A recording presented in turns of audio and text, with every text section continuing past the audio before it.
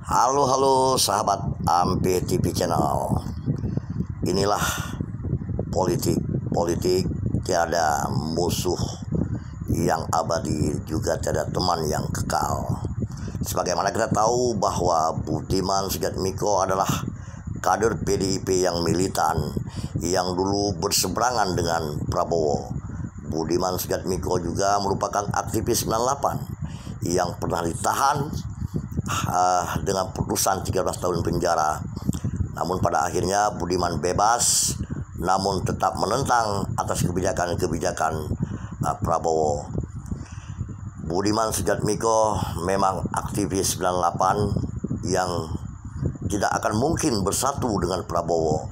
Tetapi kenyataannya saat ini Budiman Sujatmiko untuk 2024, Budiman Sujatmiko menjatuhkan pilihan hatinya untuk Capres 2024, jatuh kepada pilihan hatinya kepada Bapak Prabowo. Bahkan Budiman Sujatmiko juga membentuk relawan Prabowo Budiman.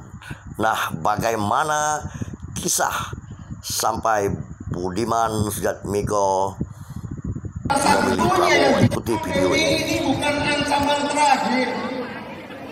Ada banyak persoalan di depan kita yang nggak ada contohnya, nggak ada pengalamannya. Satu-satunya yang bisa membuat kita mengatasi itu semua adalah mengembalikan kembali rasa percaya antar anak bangsa.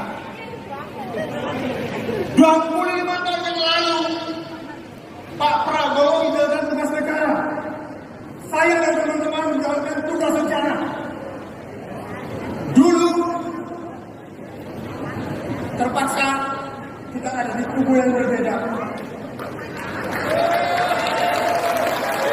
Tapi setelah 25 tahun, saya terinspirasi setelah membaca buku Paradoks Indonesia yang diberikan oleh Pak Prabowo, ditulis oleh Pak Prabowo.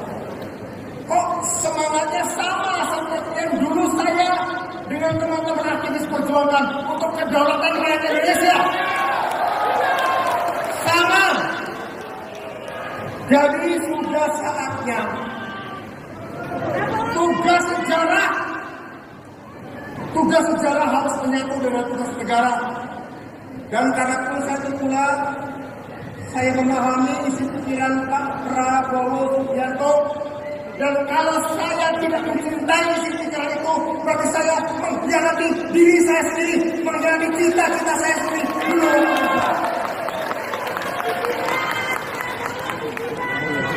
Dan saya, Bapak Ibu, biasa ambil resiko, apapun. Hari ini saya katakan, Budiman Sujatmiko ingin menitipkan pada Pak Prabowo Subianto.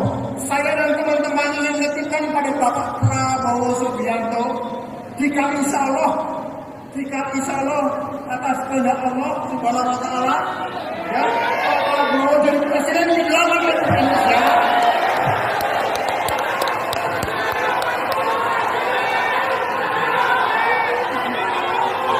Tolong Pak Prabowo majukan kesejahteraan umum dengan mengembangkan koperasi, mengembangkan BUMDes, menata jaminan sosial untuk rakyat Indonesia. Tolong cerdaskan kehidupan bangsa dengan mengembangkan ilmu. Saya tahu juga bahwa ada kebutuhan yang lebih besar yang menurut saya Indonesia hanya bisa jalan terus nih dengan apa yang sudah dimulai Pak Jokowi, dengan tipe kepemimpinan baru yang strategik, dan saya terus terang menemukannya pada Pak Prabowo, karena kita tahu Pak Jokowi pada periode keduanya sudah meletakkan dasar bagi kepemimpinan strategik. Pada periode pertama Pak Jokowi itu kepemimpinan populis, pada periode kedua 2019 Pak Jokowi ke lebih strategik, sehingga menurut saya penlanjutnya pun harus tetap mempertahankan itu, bahkan dikuatin. Apalagi kalau kita lihat tantangannya besar banget akibat pandemi, tantangan ancaman krisis pangan akibat perang, dedolarisasi, macam-macam yang menurut saya teknologi juga, technological arms race, perlombaan teknologi, yang menurut saya yang dibutuhkan adalah pemimpin yang mampu mengalokasikan dan meletakkan sumber daya manusia Indonesia untuk tujuan jangka pendek, menengah, dan panjang untuk menghadapi goncangan itu. Kira-kira kayak kita menghadapi gelombang, mau ada badai, makanya pembagian kerja di antara awak kapal Indonesia dan penumpangnya harus jelas gitu ya, sehingga polarisasi perpecahan harus diredam sedikit mungkin, dan itu butuh yang strategis. Berarti itu ada di Pak Prabowo? Saya melihat tidak sempurna Pak Prabowo, tidak ideal, tapi relatif dibandingkan yang lain. Nah, karena itu bagi saya kepemimpinan strategik penting untuk menjaga persatuan nasional. Kalau kepemimpinan populis itu malah cenderung bisa polarisasi. Kalau pemimpinan populis gitu. Nah menurut saya saya melihat unsurnya ya relatif ada di Pak Prabowo. Jadi dengan terpaksa saya harus katakan ya kita harus mendorong kepemimpinan strategik itu. Kebutuhan namanya Pak Prabowo. Kalau ada yang lain nggak apa-apa juga. Kalau Pak Jokowi bisa lanjutkan nggak apa-apa juga, tapi nggak mungkin gitu kira. Mas Budiman udah dapat surat teguran atau sanksi itu dari PDIP sendiri? Pada waktu saya bertemu beliau pertama kali tanggal 18 Juli di Jalan Kertanegara, saya memang dipanggil tapi secara informal oleh Pak Hasto, oleh Pak Sekjen, oleh Pak Komarudin Watubun, tidak pakai surat resmi, ya ngobrol-ngobrol. Tapi apakah ini juga akan saya dapat surat resmi, saya nggak tahu ya. Kalau memang itu terjadi ya tentu saja baik itu undangannya adalah formal dengan surat resmi atau informal, saya akan datang. Gitu. Tapi sampai hari ini, setidaknya sampai jam ini, nggak tahu besok ya. Ya tentu saja kalau ada ya tentu saya akan datang, dan itu kewajiban saya. Dan jika memang ada sanksi untuk saya berharap apa yang saya lakukan bisa menjadi bahan diskusi. Apakah argumen-argumen saya benar?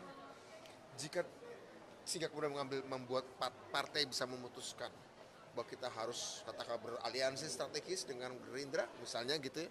Bisa aja kesimpulan begitu, sehingga tidak dinyatakan terlalu salah. Karena toh pada akhirnya partai katakanlah mengambil kesimpulan dengan argumentasi saya ketika saya diwawancarai, ketika saya pidato kemarin, ketika wawancara saya dimuat oleh media teman-teman akibat wawancara ini, kemudian partai yakin, oh kira-kira ada dengan kesalahan dan kekeliruannya Budiman ada benar juga, kenapa tidak kita pertimbangkan untuk membangun aliansi strategis dengan Gerindra, misal seperti itu.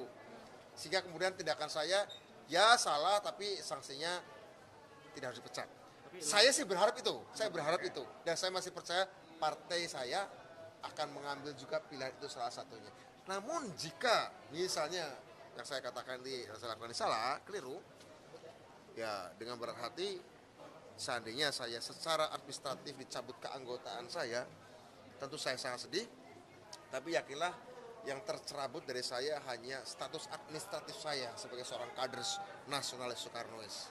Tapi saya sendiri sebagai seorang nasionalis Soekarnois